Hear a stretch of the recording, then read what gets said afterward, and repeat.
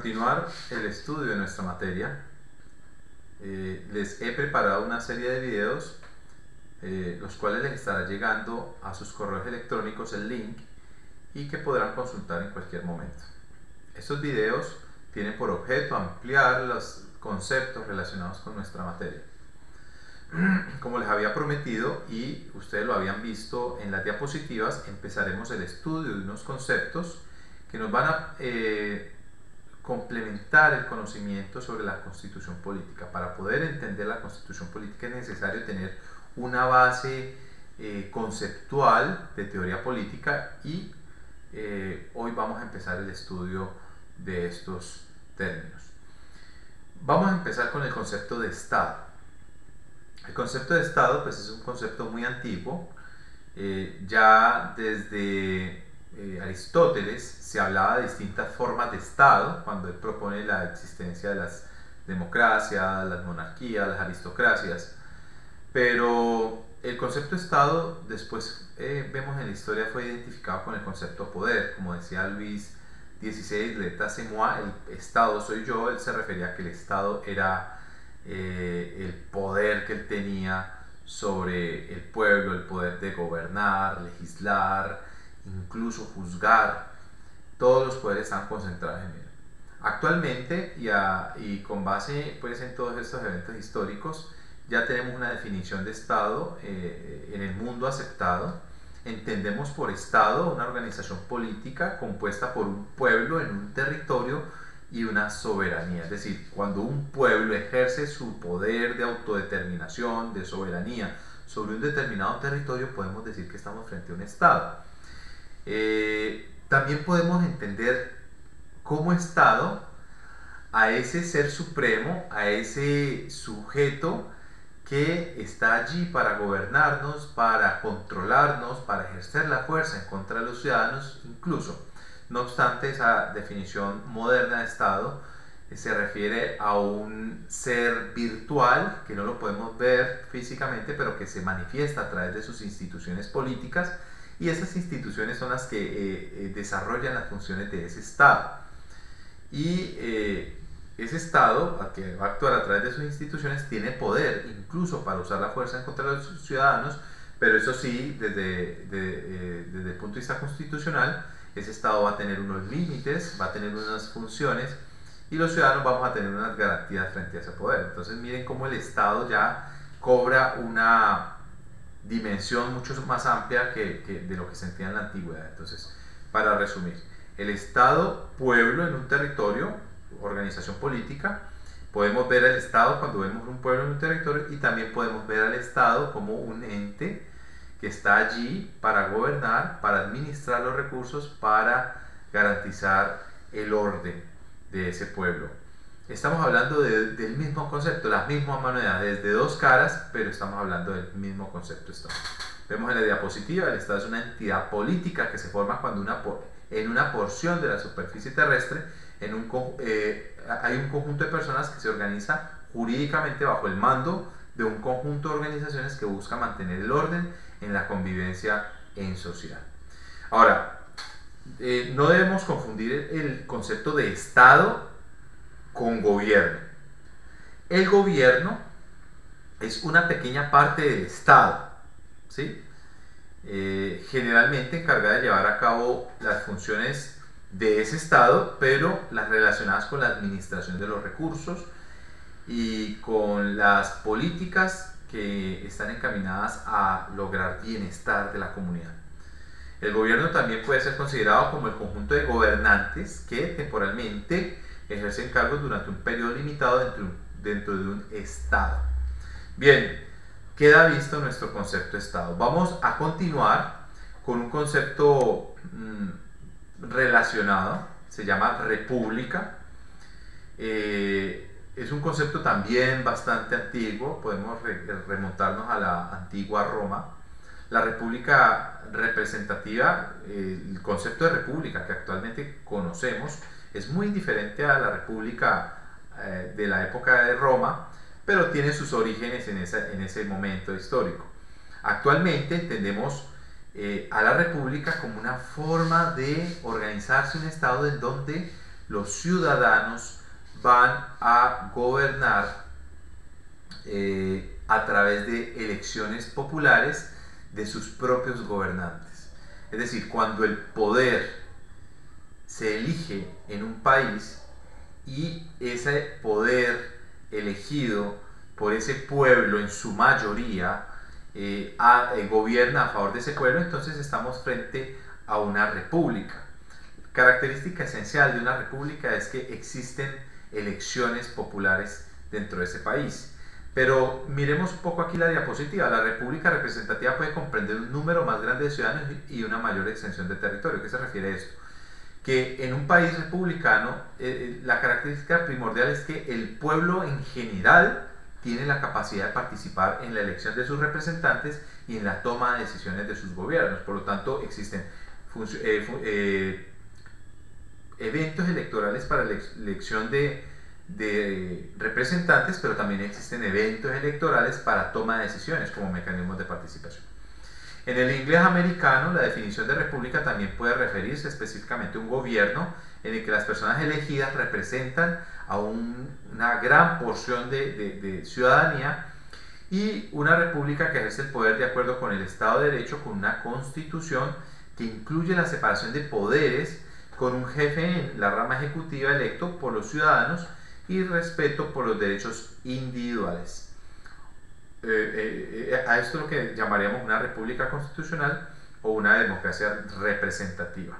Entonces, recordemos para resumir esto, estamos frente a una república cuando en un país las autoridades son elegidas popularmente, cuando la mayoría de los ciudadanos son capaces de participar en las verdaderas tomas de decisiones que a ellos les compete, que a ellos les atañe. Muy bien, vamos a ver otro concepto que es el concepto de democracia. El concepto de democracia es un concepto también que se remonta también a la antigua Grecia. Ya Aristóteles hablaba de la democracia y se decía que la democracia es el gobierno de la población, del pueblo, es decir, que el pueblo directamente son los que toman decisiones que tienen ese trasfondo público, que los afectan públicamente a ellos, pero lógicamente las democracias se han transformado y las comunidades han crecido, ya no son las antiguas ciudades polis o ciudades-estado como en la antigua Grecia. Ahora estamos frente a grandes comunidades que conforman países enteros y por lo tanto con la historia la democracia se ha transformado. Ya no podemos decir que la democracia solamente está presente cuando hay participación del pueblo en un gobierno, no. Ahora tenemos que decir que la democracia exige la presencia de 5 características que ustedes tienen que tener en cuenta. Primera característica de la democracia: debe haber libertad de expresión. En una verdadera democracia, las personas, los ciudadanos, tienen que tener la posibilidad de manifestar públicamente sus ideas, manifestar sus preocupaciones, pero sobre todo, si están en desacuerdo con el gobierno, deben tener la posibilidad de manifestar sus oposiciones. Las observaciones en contra de un gobierno, las manifestaciones libres que haga la ciudadanía de oposición a las conductas de un gobierno son válidas en un Estado democrático. Por lo tanto, en un Estado donde una persona es capaz de manifestar sus oposiciones, sus observaciones frente a un gobierno determinado y no es perseguido por él, entonces es un verdadero Estado democrático. Libertad de elección. La libertad de elección sería una segunda característica de la democracia, esencial para esta. Pero cuando hablamos de libertad de elección, no estoy hablando de que en un país donde hayan elecciones hay democracia. No. Muchos países tienen sistemas electorales, pero sabemos que esos sistemas electorales son aparentes, como es el caso de países como Venezuela, como Vietnam. Son países que tienen gobiernos que no permiten la alternancia de ese poder. Entonces, esas elecciones son aparentes para demostrar que de pronto existe una democracia, pero es una democracia muy irreal. Eh, ya sabemos entonces que los sistemas electorales y las elecciones no son garantía de la existencia de una verdadera democracia. Para que haya una verdadera democracia, deben existir una libertad de elección, pero para que haya libertad debe existir dos elementos. Primero, la capacidad de una elección consciente. Para que haya libertad de elección debe existir un pueblo educado, un pueblo que tenga capacidad de acceder a la información. De esta manera, si los ciudadanos están mejor educados, comprenden mejor las propuestas, comprenden los antecedentes de las personas que se van a lanzar, comprenden que es malo que una persona que tiene antecedentes penales se lance como candidato, o es malo que si tiene investigaciones, o si ya ha tenido unos gobiernos que han fracasado en materia económica y política, pues es un pueblo que entiende, que comprende, que tiene educación para tomar decisiones, pues es un pueblo que elige democráticamente. Pero si el pueblo es un pueblo ignorante, es un pueblo que no tiene acceso a la educación, pues ahí no va a haber una verdadera democracia. Entonces por eso vemos el clientelismo, figuras como el populismo, como figuras donde, por ejemplo, hay países como el nuestro, donde quienes ganan las elecciones ganan a través de campañas, de promesas, donde los candidatos organizan, estructuran los cargos públicos, ofrecen contratos, ofrecen puestos a cambio de votos, y por lo tanto vamos a ver una democracia retrasada, vamos a ver una democracia lenta, paquidérmica, y por lo tanto no vamos a estar frente a una democracia pura. Entonces la libertad de elección implica un primer elemento, de la educación. Y la libertad de elección tiene un segundo elemento, y es un sistema electoral transparente, un sistema electoral transparente, inmediato, un sistema tecnológico en tiempo real que permita a los ciudadanos poder hacer auditorías, poder hacer veedurías de que estos procesos electorales realmente sean transparentes.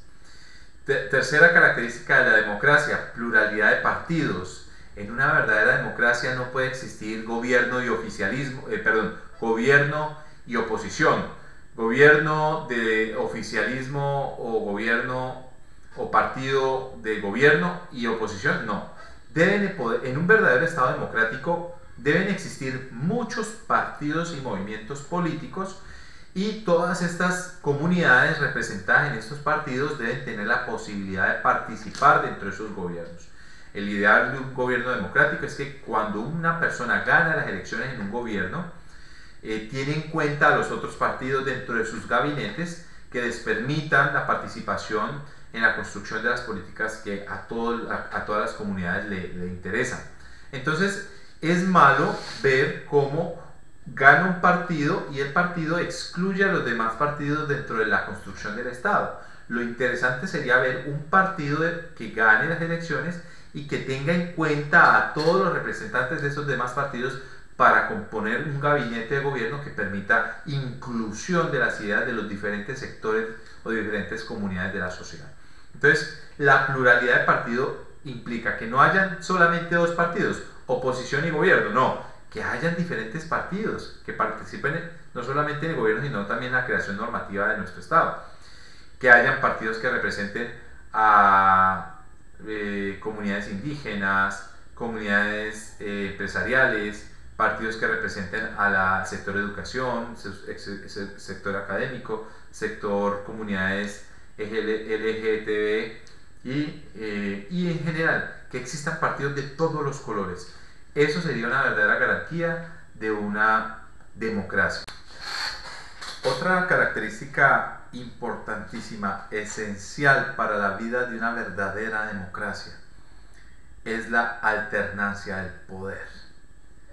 ¿Qué es la alternancia del poder? La posibilidad en un Estado que el poder cambie de manos, que diferentes actores de las comunidades que tenga nuestro Estado puedan participar en la construcción de ese poder gubernamental. Es decir, que si hoy gobierna un partido, cuando se acaba ese periodo electoral, que se permita el gobierno de otro partido, y así sucesivamente. Lo que busca el concepto, principio de alternancia del poder, es que no haya manera de perpetuación por parte de ciertas personas o ciertos partidos en el poder.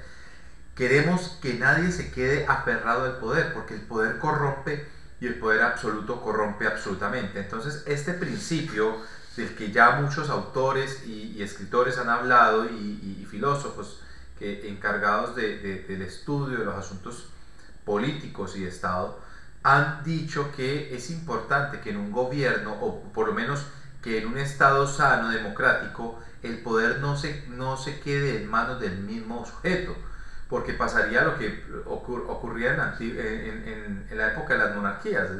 El rey gobernaba y nadie lo podía sacar porque como era el rey, entonces en las democracias aparentes suele ocurrir que el gobernante, el mismo gobernante, gobierna un periodo tras otro, tras otro, tras otro, y pueden durar así 20, 25, 30 años y nadie lo cambia. Entonces, esta continuidad o esta permanencia en el poder es tóxica para una democracia, para un país, porque generalmente la población que sube a este candidato es la única que se va a ver beneficiada con ese tipo de políticas. Entonces, la idea es que los diferentes partidos puedan también acceder a ese poder para que también generen políticas adecuadas para todos los diferentes sectores de las comunidades que representan. Entonces, el deber ser es que el poder cambie de manos y de esta manera garantizamos una adecuada participación. Otra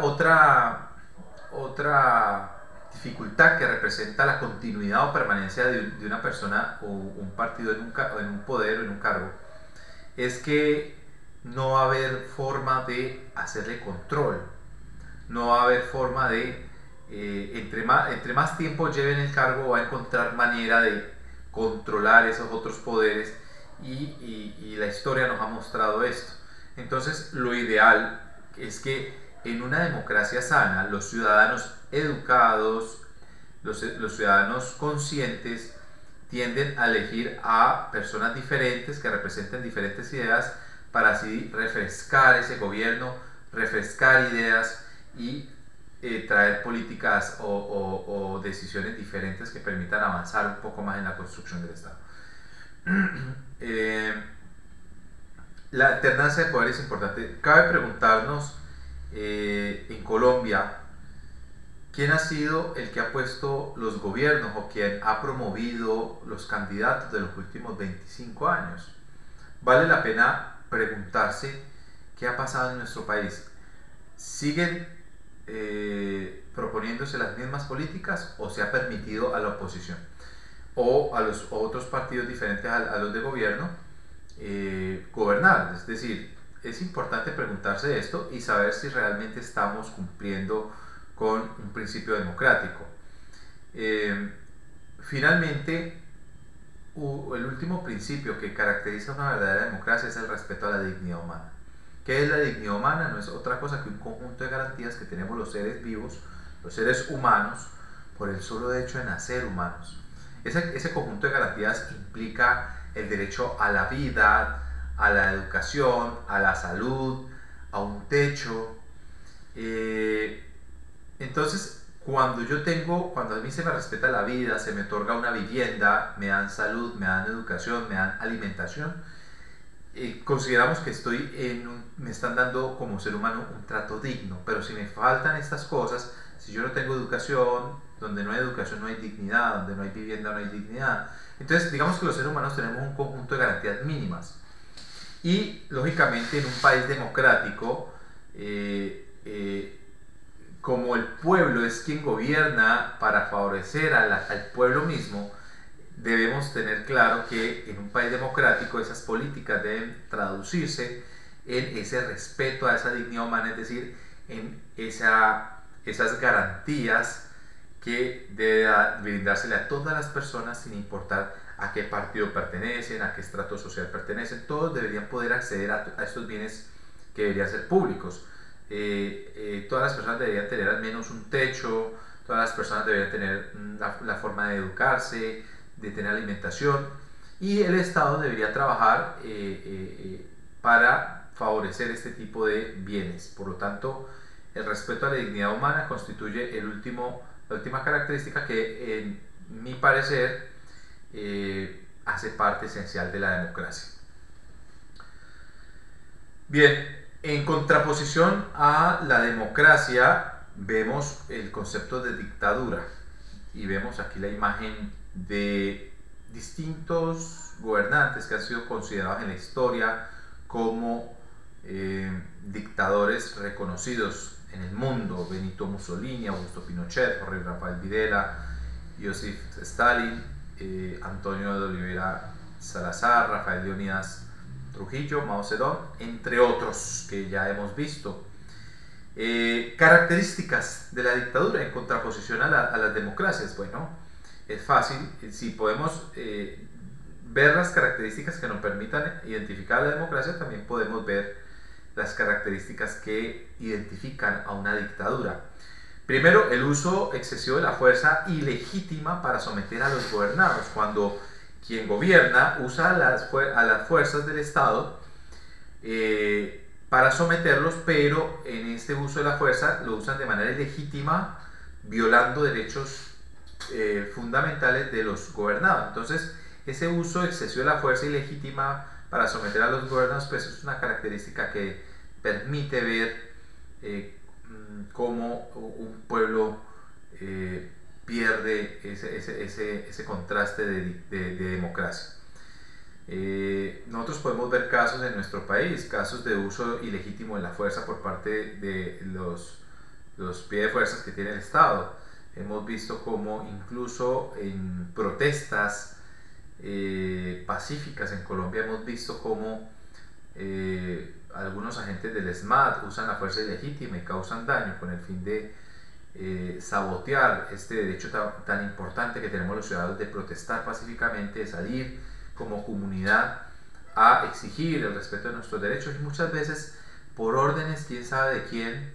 No queremos en esta clase dejar señalamientos, pero tenemos claro que han habido evidencia y tenemos sentencias que confirman que en Colombia se ha usado la fuerza ilegítima en los últimos gobiernos y que ha ido en contra de los ciudadanos.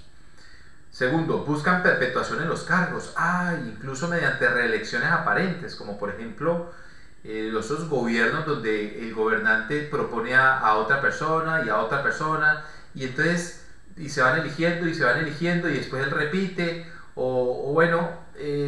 buscan perpetuación de los cargos. Entonces esta perpetuación es contraria al principio de alternancia del poder, y vemos que esta perpetuación es perjudicial, porque entre más poder tiene la persona, pues más quiere y más quiere. Recordemos que el poder corrompe, y por eso no podemos permitir que exista perpetuación en los cargos. La gente debe transitar en los cargos, hacer su función de servir al público y salir de ahí, y permitirle a otro que sirva igual. Yo ya cumplí, yo goberné, hice lo mejor que pude, sigue el otro, muchas gracias, hasta luego. Pero cuando una persona se aferra y quiere seguir en los cargos, algo está pasando, porque no es lo ideal de una democracia. Tercero, no permiten injerencia de oposición. Es decir, no le permite a los partidos de oposición o a los partidos diferentes a gobiernos que participen también en cargos públicos, o si les dejan participar, se dedican durante los gobiernos a atacar a estos gobernantes de oposición. No existe como una comunidad o ningún tipo de acuerdo entre quien gobierna y los partidos de oposición para que haya como una armonía que permita gobernar a favor de toda la comunidad y no solamente a favor de ellos mismos. Entonces digamos que la injerencia de oposición es importante en una democracia, pero pues cuando no se permite la injerencia de oposición, pues estamos frente a una dictadura. Segundo, es normal ver en las dictaduras desaparición forzada y persecución a la oposición. Por eso es importante nosotros darnos cuenta en la historia que ha pasado. Estos son signos típicos de estas dictaduras donde líderes sociales han sido desaparecidos, o personas que lideraban ideales opositores, pues han sido perseguidos por mismas fuerzas del Estado, aunque a veces no son oficiales, a veces son mandados por los mismos gobernantes, pero no de forma oficial, no a través de las mismas fuerzas del Estado. Entonces, otra característica es la ausencia de Estado de derechos y garantías civiles. Entonces, nosotros vamos a estudiar nuestros derechos, vamos a estudiar qué derechos tienen los ciudadanos, y muchas veces estos derechos se ven cercenados y nos vamos a dar cuenta, oiga, si aquí faltan, si a mí no me respetan el derecho, entonces quiere decir que puede que estemos frente a una dictadura. Sí, exactamente. Porque ¿de qué sirve un derecho escrito en un papel? ¿De qué existe la declaración en una constitución si en la práctica no va a haber una verdadera garantía por parte del Estado de respeto a estos derechos? Entonces la ausencia de Estado de Derechos y garantías civiles pues, es una característica clara de dictadura. Gobiernan a favor de sí mismos y algunas clases sociales. Hay que revisar esto. Censura, limitación de libertad de expresión. ¿Qué pasa cuando el gobierno no quiere que las personas se manifiesten en contra del gobierno? Y entonces le prohíben a las instituciones educativas que los profesores hablen de política, le prohíben a las radios y a la televisión de que se hable en contra del gobierno, y entonces los gobiernos pagan para identificar a quienes están de acuerdo con el gobierno y quienes no están de acuerdo, y entonces vamos a empezar a identificar a los que no están de acuerdo para ver, no sé, tomar algún tipo de medida al respecto. Pero yo pienso que no, yo pienso que los gobiernos no pueden desgastarse en gastar plata para identificar que están de acuerdo y en contra. No, el gobierno debe desgastarse en la solución de los verdaderos problemas de la sociedad, no en su imagen. Entonces, luego hablaremos sobre estos puntos en nuestro Estado colombiano, qué está pasando y si nos permite identificar realmente si estamos teniendo problemas con nuestra democracia actual o no. Entonces, la confiscación, cuando el Estado quita los bienes a la fuerza y empobrece al ciudadano. En Colombia no tenemos esa figura legitimada en nuestra Constitución. En Colombia tenemos algo que se llama expropiación, que el Estado puede quitar un bien a un ciudadano siempre que lo indemnice o le pague el valor del bien en un proceso de expropiación que es a través de un juez de la República. Índices de pobreza generalizada. Esto es un indicador claro de una dictadura. Y típico de una dictadura que quien gobierna, quien es dictador, culpa a otros por los problemas de su sociedad. Bueno, ahí tenemos una serie de indicadores que nos pueden permitir observar si estamos frente a una dictadura. Bien, y finalmente vamos a hablar de la monarquía y monarquía constitucional. En la monarquía tradicional hay unas características que ustedes pueden observar. El poder se delega sucesoralmente. La monarquía viene a ser lo opuesto a la república. El monarca concentra todo el poder en su persona, como el rey. Recuerden a Luis XVI, a Luis XIV. No hay separación de poderes, todos los poderes se concentran en un solo ser. Y la legitimidad del gobierno monárquico descansa en el mandato divino. ¿Por qué el rey es rey? Pues porque Dios lo quiere así. Y él viene a representar a Dios en esta tierra. Entonces tenemos que respetar al rey y a su linaje sagrado. Ya eso está mandado a recoger, las monarquías están mandadas a recoger. Ya no pueden seguir representando esto. Hoy día, por ejemplo, Inglaterra sigue teniendo monarquía porque representa la unidad nacional y representa como ese poder histórico que ha tenido, esa historia, ese mandato histórico que ha conservado. Eso les da tradición, les da cultura, les da fuerza histórica, pero no les da nada más. Y por eso incluso hay gente dentro de gran parte de la población inglesa ha empezado a cuestionar esta monarquía, porque actualmente lo que representa es un gasto para el gobierno, para el Estado mismo. Entonces, seguir pagando tributos para sostener la corona inglesa y para que esta señora Elizabeth siga gobernando, pues ya es algo que los ingleses han empezado a reconsiderar. ¿Será conveniente seguir teniendo una reina? A ellos les encanta su reina, les encanta, y a mí también me gustaría, les digo la verdad, me parece chévere, interesante, bueno, el palacio y todo el cuento, pero sabemos que no es necesario y sabemos que representa un gasto, entonces puede que esté mandado a recoger. Actualmente las monarquías son constitucionales, ¿no? La monarquía constitucional es diferente a la tradicional porque esta forma de gobierno conserva la figura del rey, pero este rey tiene atribuciones limitadas. El rey ya no tiene todo el poder como en la monarquía tradicional, sino que ya el rey va a tener una sola función dentro del Estado, y dentro del Estado monárquico constitucional va a existir separación de ramas, y el rey va a ser parte de una rama, pero no va a ser el que gobierna.